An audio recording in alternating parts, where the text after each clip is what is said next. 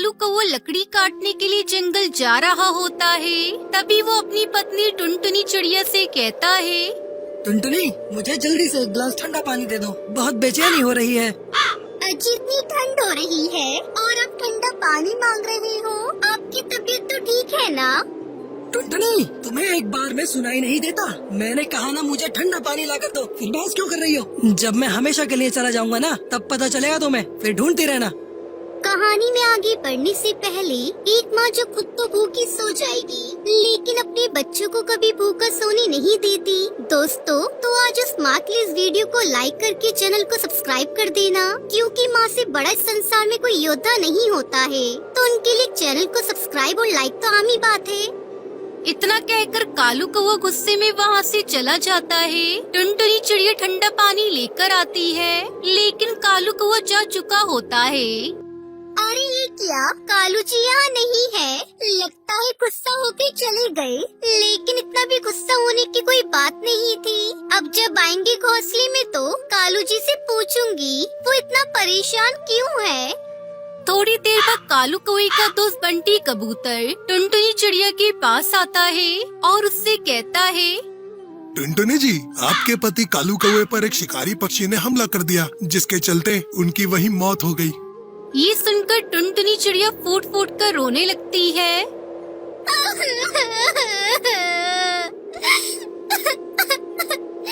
हे भगवान, ये क्या अनर्थ हो गया? बेचारे प्यासे ही मर गए। अब मैं कैसे उनके बिना रहूंगी? हमारी अभी अभी तो शादी हुई थी। ये तूने क्या किया भगवान? टुनटुनी को रोता हुआ देखकर उसकी सास टूनी चिड़िया वहाँ आती है। अरे बहू, क्या हुआ? क्या हुआ कालू बेटे को? माँ जी, कालू जी इस दुनिया में नहीं रहे, वो हमें छोड़कर हमेशा के लिए चले गए। मनहूस, तू मेरे बेटे को खा गई। हाय और अब्बा, अब मेरा क्या होगा? एक ही तो कमाने वाला था घर में, उसे भी ये मनहूस निगल गई। टुनटुनी चिड़िया टूनी चिड़िया की रोने की आवाज सुनकर पड़ोसन हरी तोती उसके घर आती है। अरे टूनी बहन, इसमें बहू का क्या दोष है? तू इसे क्यों कोस रही है? इसे दोष न दूं तो किसे दोष दूं? अभी 1 महीने पहले ही तो मेरे घर आई थी बहू बनकर, इतनी जल्दी खा गई मेरे बेटे को। इतना सीधा सा बेटा था, बड़े नाजों से पाला था। टूनी बहन, संभालो अपने आप को। आजकल इस तरह के हमले जंगल में बहुत बढ़ गए हैं। आए दिन खबरें सुनने को मिल रही हैं। कुछ भी हो हरी काकी, मैं इस कुलक्षणी को अपने घर में नहीं रहने दूंगी। जब मेरा बेटा ही इस दुनिया में नहीं रहा तो ये मेरे घर में रहकर क्या करेगी? चली जा मेरे घर से। माँ जी, आप ये कैसी बहकी बहकी बातें कर रही हैं? ये मेरे पति का भी घर था, तो ये घर मेरा भी है। मैं यहाँ से कहीं नहीं जाऊंगी। मैं आपको छोड़कर कहीं नहीं जाऊंगी माँ जी। आप मुझे कितना भी बुरा भला कह दो, लेकिन मैंने कालू जी से वादा किया था कि मैं आपका ध्यान हमेशा रखूंगी। तो इसलिए मैं इस घर को छोड़कर कहीं नहीं जा रही। मैं एक कोने में रह लूंगी माँ जी। ऐसे ही समय बीतने लगा। एक दिन टूनी चिड़िया की पड़ोसन हरी तोती उसके घर आती है। टूनी बहन, बेटे के जाने के बाद घर का खर्चा पानी कैसा चल रहा है? मैं तो कहती हूँ तेरी बहू पढ़ी लिखी है, उसे नौकरी करने के लिए इजाजत दे दे। कोई नौकरी कर लेगी, घर में पैसे आएंगे। ना रे ना हरी काकी, मैं भूखी मर जाऊंगी, लेकिन इसे नौकरी करने नहीं दूंगी। क्या कहेंगे मेरे बिरादरी वाले? तभी टुनटुनी चिड़िया वहाँ आती है और हरी तोती से कहती है, मौसी जी, अब आप ही माँ जी को समझाइए। घर चलाने के लिए कुछ तो करना ही पड़ेगा। और कौन से पक्षी हमारा हालचाल पूछने के लिए आते हैं? कोई भी हमारी मदद नहीं करता। फिर भी माँ जी इन सब पक्षियों के बारे में सोच रही है। टूनी बहन, सही कह रही हूँ। तू टुनटुनी चिड़िया को कुछ करने दे। मैं मर जाऊंगी, लेकिन टुनटुनी को बाहर नौकरी करने नहीं दूंगी। ठीक है, तू इसे नौकरी नहीं करने देगी तो ये खुद तो काम कर सकती है। बहू, तू कुछ सोच, तू क्या कर सकती है? मौसी जी, मुझे चूर चूर नान बहुत अच्छी तरह से बनाना आता है। मैंने अपने पापा के ढाबे पर स्वादिष्ट चूर चूर नान बनाना सीखा था। अच्छा, तो चूर चूर नान तू बनाएगी? मुझे बता, तू इसे बेचेगी कहाँ? माँ जी, मुझे चूर चूर नान बेचने के लिए कहीं और जाने की कोई जरूरत नहीं। मैं अपने घोंसले के बाहर पेड़ के नीचे ही चूर चूर नान बेचूंगी। अच्छा ठीक है, तू ये काम करना शुरू कर दे। जो सामान तुझे चाहिए वो मैं तुझे लाकर दे दूंगी। अगले दिन टुनटुनी चिड़िया चूर चूर नान बेचने बैठ जाती है। चूर चूर नान भाई, चूर चूर नान खाओ, सस्ता स्वादिष्ट चूर चूर नान खाओ, 10 रुपए की चूर चूर नान खाओ। आओ भैया आओ, सस्ते और स्वादिष्ट चूर चूर नान खाओ। तभी एक सेठ पक्षी टुनटुनी चिड़िया के पास आता है। अरे ये चूर चूर नान मुझे भी देना तो। ये लीजिए सेठ जी। जैसे सेठ कड़कनाथ टुनटुनी चिड़िया का चूर चूर नान खाता है तो वो कहने लगता है, अरे वाह तुमने तो बहुत अच्छे नान बनाए हैं। पूरे जंगल में मैंने ऐसे चूर चूर नान नहीं खाए। तुम मुझे मेरे घर के लिए भी पैक कर दो। ऐसे ही पलक झपकते ही टुनटुनी चिड़िया की सारी चूर चूर नान बिक जाती है। पैसे देखकर टूनी चिड़िया बहुत खुश होती है और टुनटुनी के साथ मिलकर वो भी चूर चूर नान बेचने में उसकी मदद करने लगती है। इस तरह दोनों सास बहू ने मिलकर फिर से घर को संभाल लिया और खुशी खुशी रहने लगती है।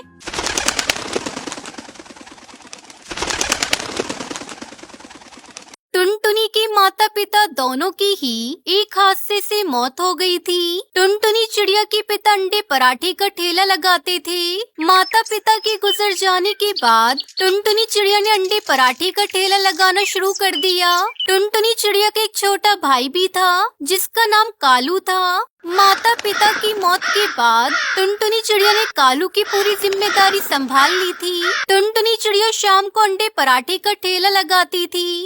अरे बहन जी, 1 प्लेट अंडा पराठा लगाना।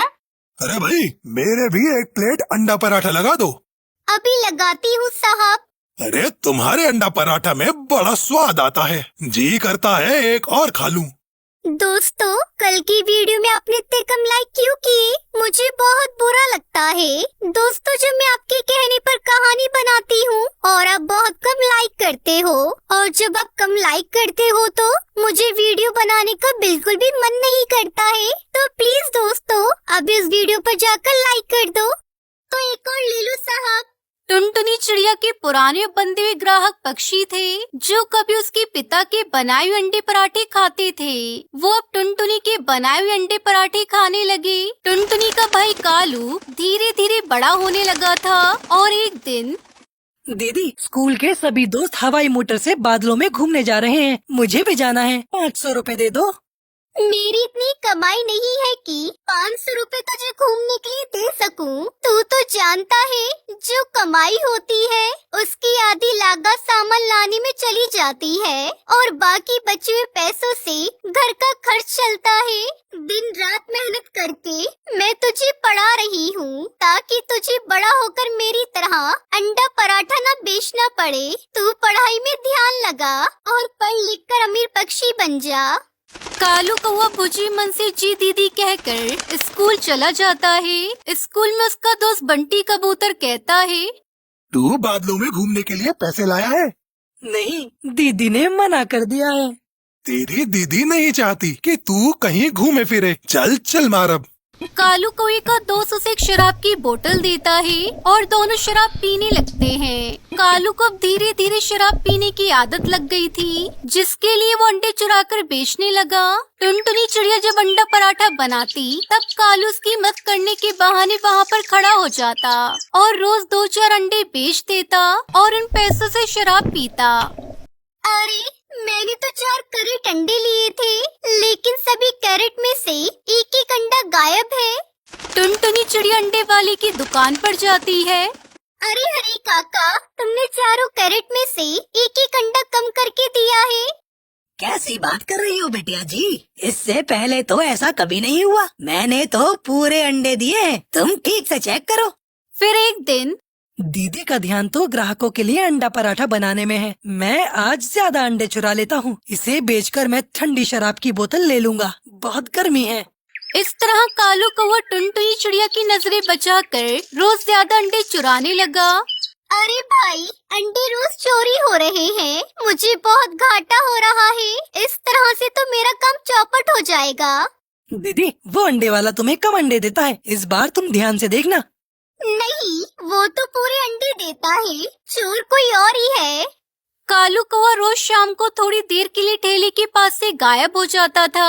ये बात टुनटुनी चिड़िया काफी दिन से नोटिस कर रही थी और टुनटुनी को कालू पर शक हो गया था। दूसरे दिन शाम को टुनटुनी चिड़िया अपना ठेला लगाती है। उस दिन उसके ठेले पर ज्यादा डिमांड आई थी। अरे बहन जी, एक प्लेट अंडा पराठा लगाना।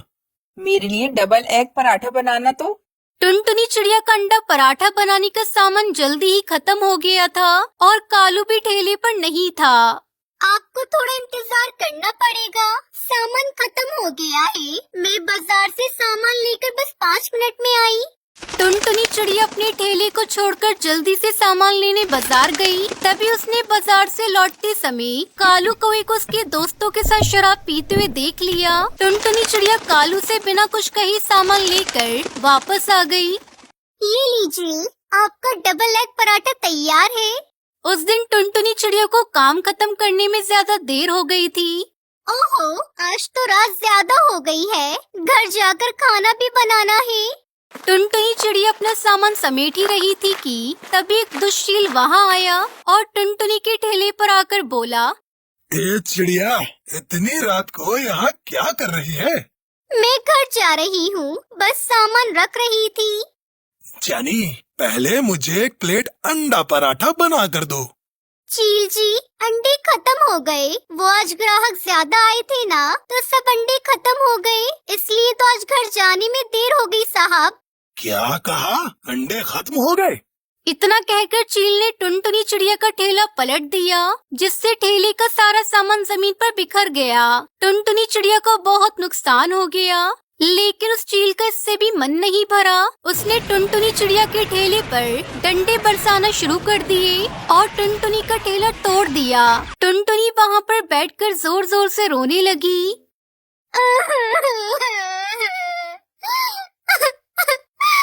उस दुष्शील को जरा से भी दया नहीं आई मुझ गरीब पर। अब मैं कैसे नया ठेला लगाऊंगी?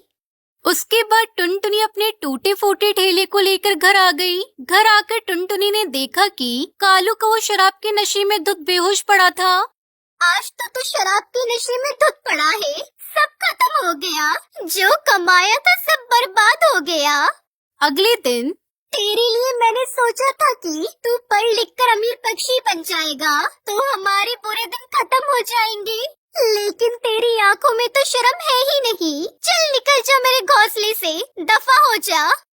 टुनटुनी कालू को घर से निकाल देती है। कालू अपने उन दोस्तों के पास गया जिनके साथ वो नशा किया करता था, लेकिन सबने उसे अपने घर में रखने से मना कर दिया।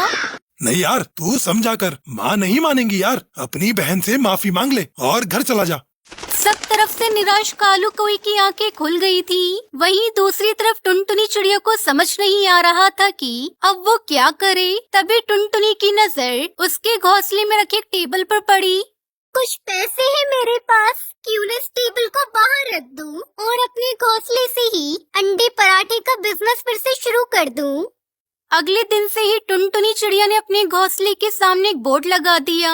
बोर्ड देखते ही उसकी दुकान पर ग्राहक भी आने लगे और उसका काम पहले से और अच्छा हो गया। दूसरी तरफ कालू कौवे को दर दर की ठोकरें खाकर और ठंडी रात पेड़ पर गुजार कर कालू कौवे को अपनी बहन की याद आ रही थी और वो रोते हुए टुनटुनी चिड़िया के पास पहुँचा। दीदी, मुझे माफ कर दो, आगे से ऐसे कभी निराश नहीं करूँगा। अब से मैं ध्यान लगाकर पढ़ाई करूँगा और आपकी काम में मदद करूँगा। उस दिन के बाद से कालू को वो सुधर जाता है और टुनटुनी चिड़िया के साथ मन लगाकर काम करता है। फिर दोनों भाई बहन खुशी खुशी रहने लगते हैं।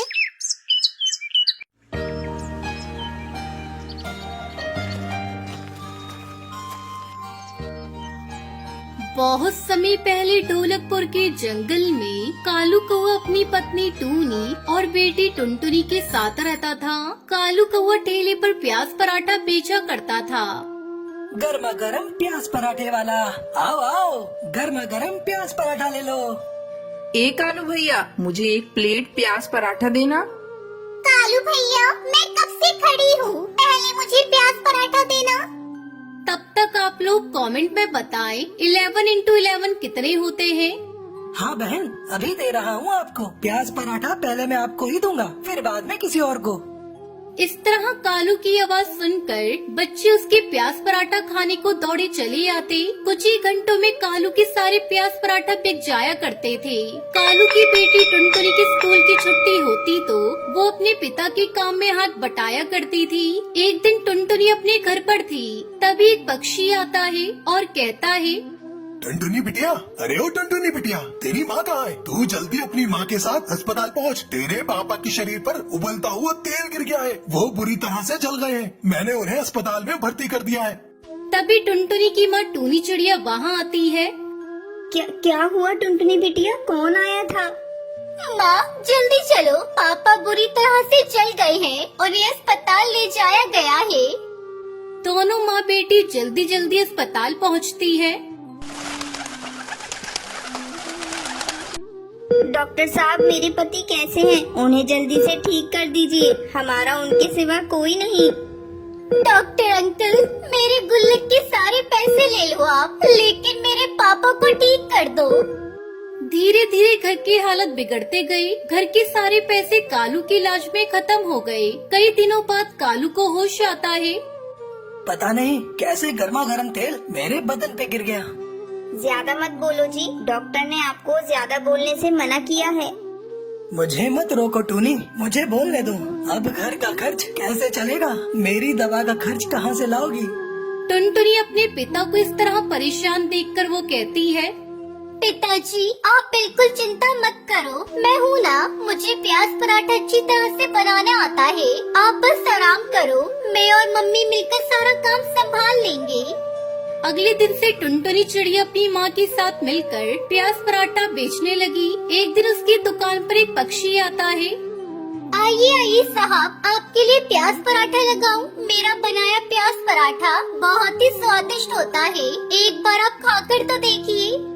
अरे भाई, कुछ दिनों पहले यहाँ कालू कौवा अपने प्याज पराठा बेचा करता था, क्या ये उसी की दुकान है? हाँ अंकल, ये उन्हीं की दुकान है, मैं उनकी बेटी हूँ। मेरे पापा भी बहुत बीमार है, अस्पताल में भर्ती है, इसलिए मैं और मेरी माँ अपनी दुकान संभाल रही है। आप बैठिए, मैं आपके लिए गर्मा गर्म प्याज पराठा लेकर आती हूँ। हाँ, ये ठीक रहेगा। पहले तुम अपना प्याज पराठा मुझे टेस्ट कराओ। अगर मुझे तुम्हारे बनाए हुए प्याज पराठा पसंद आए, पास में ही मेरा होटल है, मैं तुम्हें रोज के 500 रुपए दूंगा प्याज पराठा बनाने के लिए।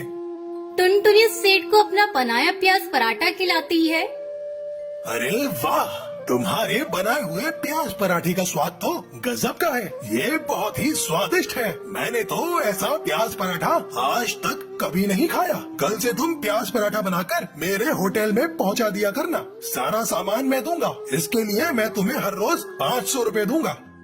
शुक्रिया अंकल, हम आपका ये एहसान कभी नहीं चुका पाएंगे। आप नहीं जानते आपने हमारी कितनी बड़ी परेशानी को दूर कर दिया है।